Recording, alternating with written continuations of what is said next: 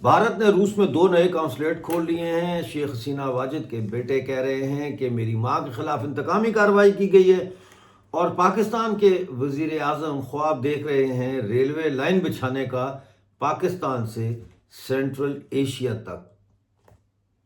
بات کریں گے ان چیزوں پہ۔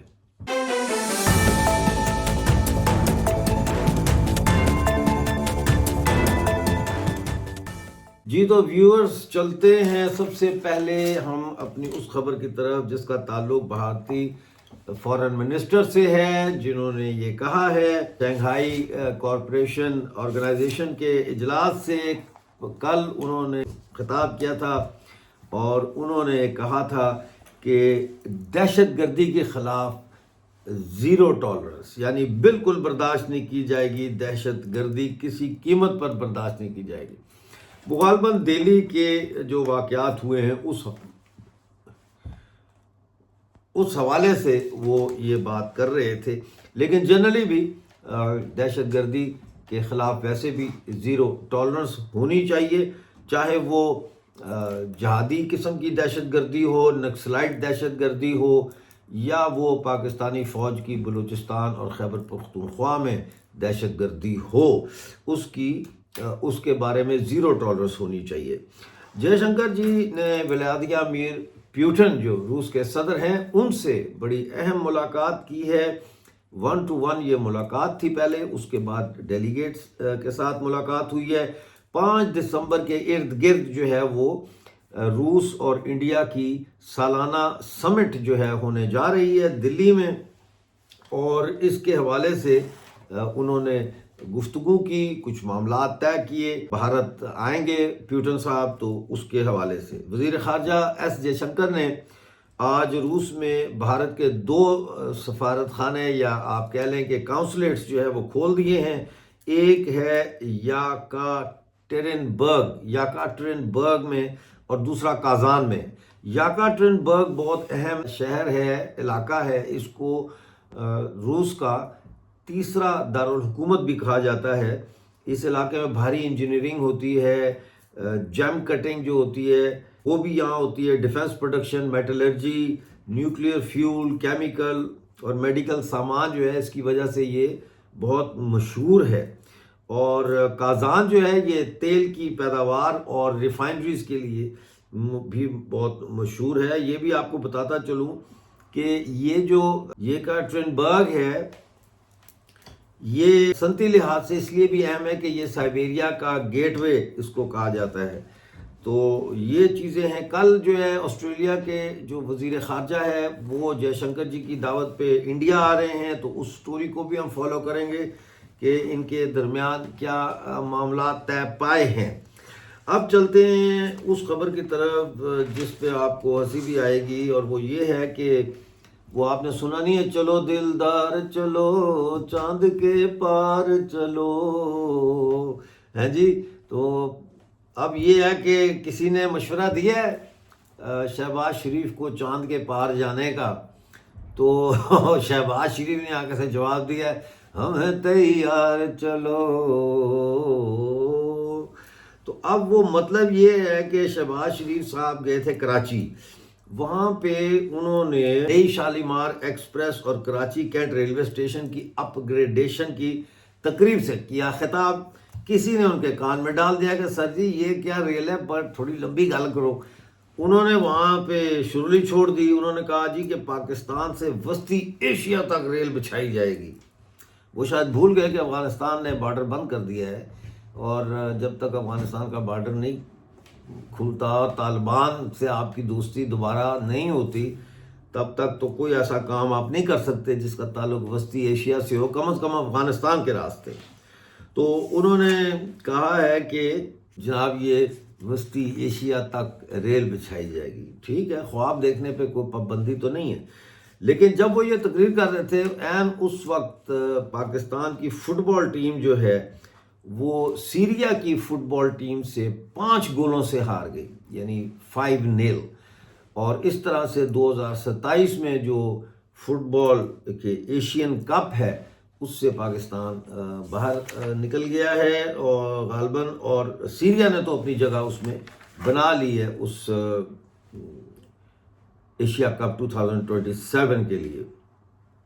اب ایک اور خبر جس کو ہم فالو کر رہے ہیں وہ شیخ حسینہ کی خبر ہے۔ آپ جانتے ہیں ان کو 17 نومبر کو سزائے موت ہو گئی تھی، تو اس حوالے سے کچھ اپڈیٹس ہیں ہمارے پاس۔ ایک تو یہ کہ بنگلہ دیش کی جو مسیحی کمیونٹی ہے، جو کرسچن کمیونٹی ہے، انہوں نے شیخ حسینہ کی سزائے موت کی مخالفت کر دی ہے۔ یہ وہاں کے جو کیتھولک کمیونٹی ہے اس نے مخالفت کر دی ہے۔ 15 تاریخ سے لے کے اب تک جو مظاہرے ہوئے ہیں بنگلہ دیش میں، اس میں کم سے کم 2 افراد ہلاک جبکہ درجنوں کا زخمی ہونے کا بتایا جاتا ہے۔ 17 اور 18 کو مظاہرین نے ڈھاکہ کی اہم شاہراہیں بلاک کر دی تھیں، جلوس نکالے، دونوں طرف سے جلوس نکلے، لیکن زیادہ بڑے جلوس وہ تھے جو اس فیصلے کے حق میں تھے۔ پولیس سے تصادم بھی ہوا ظاہر ہے مظاہرین کا۔ دان منڈی 32 جہاں پہ ڈھاکہ میں یہ شیخ مجیب الرحمان کا گھر ہے، اس کو مسمار کرنے کے لیے بھی لوگ وہاں بڑی تعداد میں گئے، لیکن وہ بچا لیا اس کو، وہاں کی پولیس وغیرہ نے مسمار کرنا چاہتے تھے، ان کو بچا لیا۔ عوامی لیگ کے کارکنان جتیہ چھاترا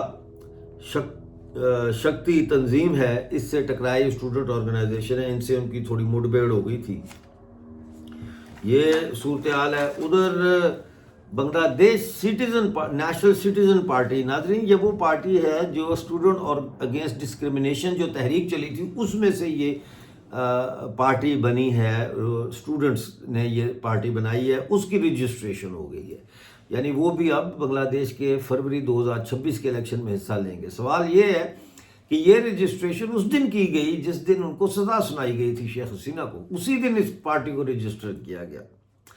تو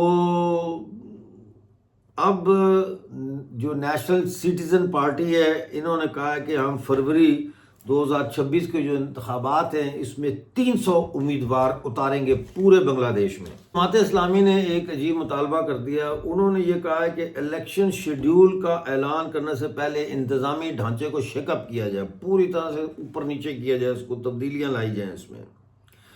تو شیخ حسینہ کے بیٹے جو لندن میں ہیں، سجیب واجد جوائے، انہوں نے کہا ہے کہ میری ماں کے خلاف جو یہ سزا ہے یہ انتقامی کارروائی ہے، اور اس وقت لشکر طیبہ جو پاکستان بیسڈ آرگنائزیشن ہے، ان کے لوگ بنگلہ دیش میں خاص طور پر ڈھاکہ میں جو ہے وہ سرعام گھوم رہے ہیں، اور یہ بھارت کے مشرقی سرحد ایسٹرن بارڈرز کے پر دہشت گردی کا حقیقی خطرہ بن رہے ہیں۔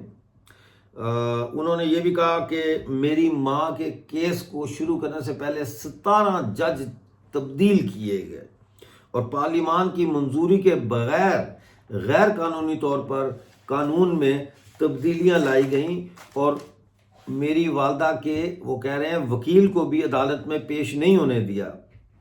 تو انہوں نے یہ کہا ہے کہ دسیوں ہزار یعنی ہنڈریڈز آف تھاؤزنڈز دہشت گرد جن کو شیخ حسینہ نے جیل میں رکھا تھا ان کو رہا کر دیا گیا ہے، اور طلبہ تحریک جو ہے اس میں جماعت اسلامی اور جماعت شبیر تنظیموں نے گھس بیٹھ کر کے اس تحریک کو مشتعل کیا تھا، یہ ان کا کہنا ہے۔ لیکن ایک خبر میں اور آپ کے ساتھ شیئر کرنا چاہتا ہوں، اور وہ یہ ہے کہ بنگلہ دیش کے فائنینشیل ایڈوائزر جو ہیں صلاح الدین احمد، انہوں نے کہا ہے کہ IMF بنگلہ دیش کی اصلاحات کی پروگرس پر خوش ہے۔ اب یہاں پہ یہ سمجھنا چاہیے کہ IMF جو ہے وہ اسی وقت خوش ہوتا ہے جب آپ سٹرکچرل جو ہے وہ تبدیلیاں لے کے آئیں اپنے اکنامک جو سسٹم میں۔ آپ کو یاد ہوگا کہ جنوری 2023 میں جب شیخ حسینہ پرائم منسٹر تھیں اور کووڈ کی وجہ سے اکانومی میں کافی گڑبڑ آ گئی تھی، تو اس وقت جو ہے $4.7 بلین کا لون جو ہے IMF نے اپروو کیا تھا، اور یہ ایک دم نہیں ملتا، یہ آپ کو قسطوں میں ملتا ہے۔ تو وہ اپروو کیا تھا اس سال جولائی میں، اس کو بڑھا کر جو ہے اس کا والیوم لون کا بڑھا کر 5.5 بلین کیا گیا ہے۔ تو IMF جو ہوتا ہے وہ تو اسی وقت خوش ہوتا ہے جب آپ اپنی معیشت جو ہے اس کو ان کے فل کنٹرول میں وہ دیکھتے ہیں کہ آ رہی ہے آہستہ آہستہ آ رہی ہے سکن ہو رہی ہے، اور پھر آئی ایم ایف جھپٹا مار لیتا ہے۔ آئی ایم ایف کے لون میں اور چائنا کی جو بیلٹ اینڈ روڈ انیشیٹو کے حوالے سے جو وہ دوسرے ملکوں میں جا کے کارروائیاں ڈالتے ہیں، کوئی فرق نہیں ہے۔ دونوں ہی ایک فائنینشیل اولیگارکی ہے اور ایک امپیریلسٹ اولیگارکی، دونوں ہی لوٹ مار کے مقصد سے آگے چل رہے ہیں۔ بہرحال آج کا شو دیکھنے کا بہت شکریہ، امید ہے آپ کو پسند آیا ہوگا۔ مجھے کہا گیا ہے کہ آپ ناظرین نہ کہا کریں، ویورز کہا کریں، تو میں نے آج کوشش کی ہے ویورز کہنے کی۔ تو ویورز ملتے ہیں اگلے پروگرام میں نئی اپڈیٹ کے ساتھ، اس وقت تک کے لیے مجھے اجازت دیجیے اور اپنا بہت سارا خیال رکھیے۔